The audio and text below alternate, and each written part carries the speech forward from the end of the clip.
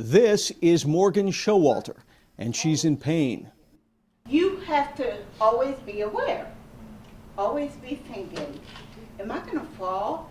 This is Morgan Showalter in her sensible white shoes and a blue scarf that might help her hide the pain. And yes, everyone in the hallway is Morgan Showalter, or an actor rehearsing to play what's called a standardized patient. Each has multiple sclerosis. Symptoms are getting worse, so whether the person is Ms. or Mr. Showalter, the aim is to prepare for the scrutiny of an interprofessional medical team. Each actor's role is a teaching gig on a very important day. UMB's third annual IPE Day draws participants from all its schools.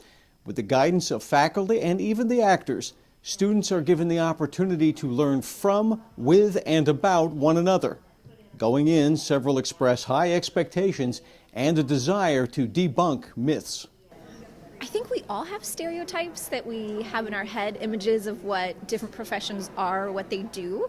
I hope that today sort of breaks some of those down as we meet actual individuals in those professions. A lot of people look at physical therapists. First off, I've heard a lot of people think that we're personal trainers, kind of, and that's definitely not true. So one of my teachers likes to refer to us as biomechanical experts. So we know how the body works, how it's supposed to work, and we try to fix it when it's not working right. Oh, the graduate school. Well, we're all introverted, you know that. We don't talk to anybody, we don't do interviews, we don't go and do Interprofessional Education Day type things. So that's one of the big stereotypes, I think, surrounds graduate students, is they just kind of want to stay in the lab and they don't want to do anything outside of that.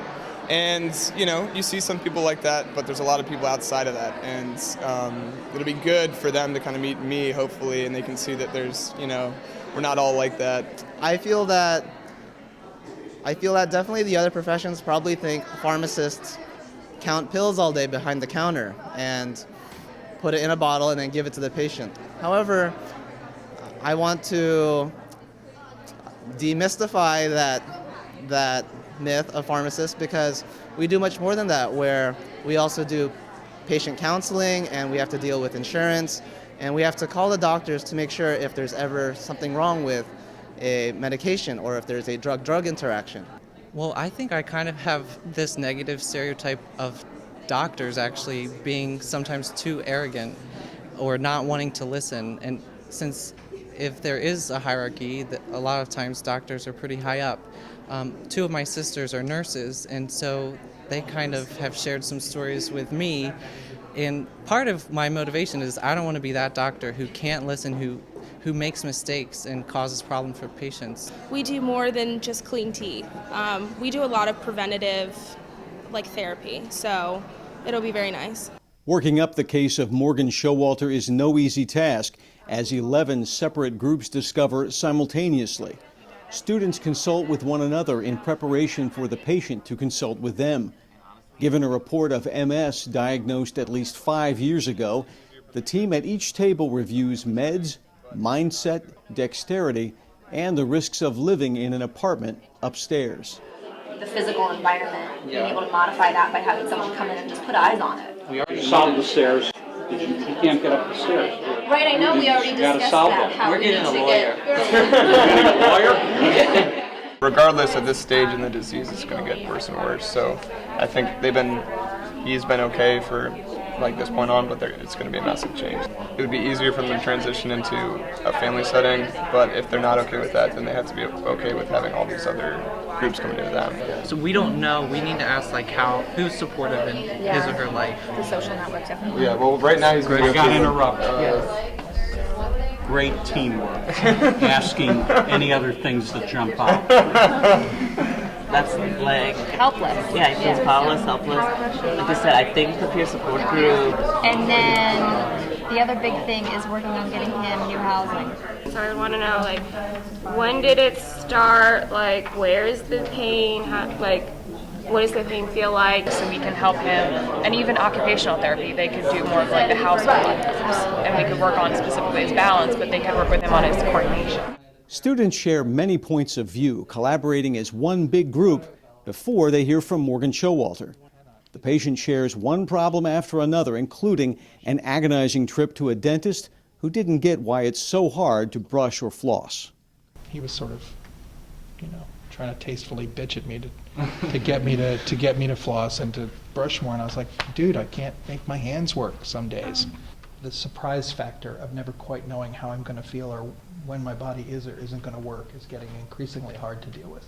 The level of pain is getting a bit worse over time.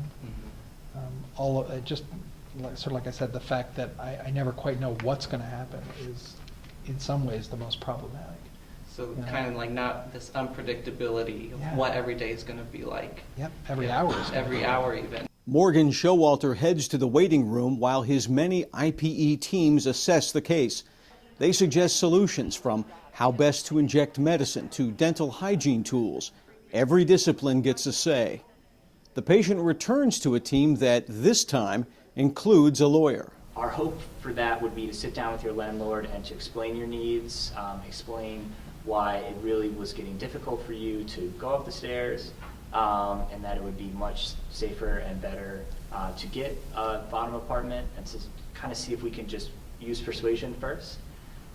If that was ultimately unsuccessful, we would definitely want to explore other options. Now, we did have some recommendations. However, because your rebif for your multiple sclerosis is free by Medicaid, we want to look through a list to make sure that maybe there are some other medications that are free as well, and that way you don't have to pay a thing. It's a common misconception to not exercise. So actually exercising is good, and we want to promote that. So we were talking about how it would be a good thing for you to come into physical therapy. And physical therapy could be a good option for your pain. We could possibly manage it without having to go the medication route. Faculty and students hear the group's action plan and the patient's response while preparing for a wrap-up that invites student opinion. I'm in law school, and so I'm a third-year law student. Most groups that I work with are normally all legal fact pattern, legal-based, but today's activity itself is very interesting because for a change, the same facts apply to numerous professions across the board. And so the same eyes were kind of zoning in on and spotting issues of different things that pertain to our own unique fields, whether it be dentistry, legal, medical, nursing, all across the board. And I found that was really cool. But I sort of felt like you missed the boat in that you didn't address really the patient's pain. He didn't walk out of there with a plan for his pain. I just know if we see patients in our clinicals, and if we didn't address that with our patients, they sure would let us know. One thing that I really think that was very good was not the fact that we only used a real patient, but she also had the opportunity to give us feedback, and she gave us only positive feedback, so that proved to me that we did something really right.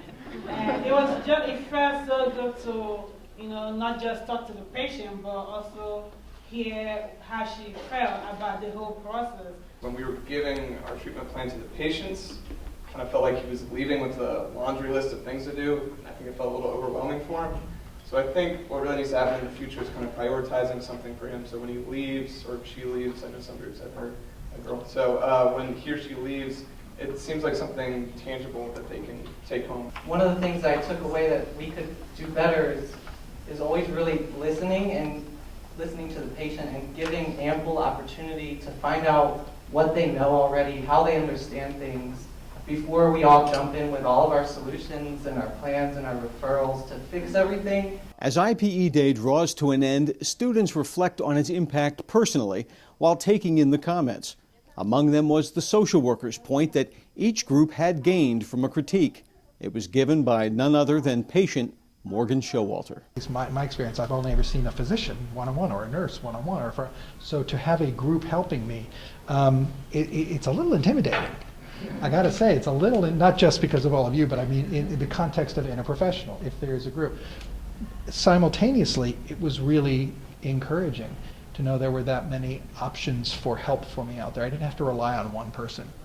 I'm used to interacting with pharmacy students only, but because I know now that not only do I need to work for my patients, but for example, I might have a social work patient who needs my help, or it could be someone else's patient, but I am empowered knowing that other people are relying on me. Really sitting down for a minute to just think about the fields outside of your own, because I feel like that's hard to do before you have an experience like this where you can like see everyone's input on the different scenarios. A lot of the times with our group, we had a lot of strong feelings with how, maybe one may seem more important. So this teamwork was needed for a lot of us, me as well, because I could definitely see where one would want to push more with their field than others, and they weren't as accepting. But I think today, when we all got together with the patient, we all worked together. I think one of the great things was inviting our colleagues from the School of Law, the Graduate School, and the Social Work School. We can kind of get a little terrified, maybe of our law colleagues specifically, because we think litigation and get scared, but it was really nice to see all the great things they bring to the table. There's the stereotypes about each discipline in and of itself. So you kind of come in thinking that there's going to be some kind of friction when you're trying to give your viewpoint or something like that. And one thing I noticed, at least with students, that may not be true with professionals in the field, is that everyone here is open to hearing what you're trying to say. So the one big takeaway for me is that it's encouraging that this next big group of future professionals is open to that style of approaching a problem. I got to experience all the different schools at my one table, so I really got to learn a lot about dental hygienists. They have so much more knowledge than I was aware of. And the law students and social work, they knew so much more about the housing situations and stuff than I did that it made it really, I learned a lot from them. And I think I was able to kind of maybe put to rest a little bit the misconception about physical therapists that I mentioned earlier. So we really got to share with each other what we bring to the table, and together it really was a perfect plan for our patient.